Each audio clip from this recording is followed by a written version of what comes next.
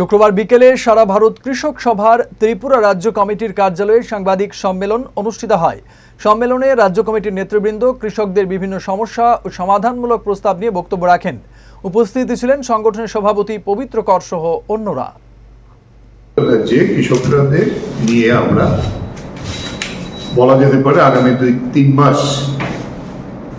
আমরা ব্যাপক আন্দোলন কিভাবে শুরু করা যায় এই সরকারের এই ধরনের কৃষক বিরোধী নীতির বিরুদ্ধে এই সিদ্ধান্তগুলি আমরা গ্রহণ করেছি।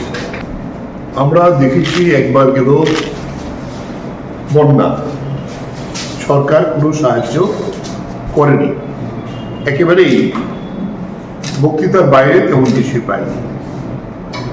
সেই ক্ষত সারতে না সারতে গোটা রাজ্যে জলসেচের অভাবে বড় ফসল একেবারেই ধ্বংস হয়ে গিয়েছিল। গত দুদিনের বৃষ্টিতে একটু স্বস্তির নিঃশ্বাস ফেলেছে। মাঠ যেখানে চৌচির হয়ে গিয়েছিল, বিভিন্ন সংবাদ মাধ্যম আমি দেখেছি দারুণভাবে এগুলো ছবি আকারে দিয়েছে, সরকারের ব্যর্থতা তুলে ধরেছে। বৃষ্টি হয়তো একটু স্বস্তি দিয়েছে।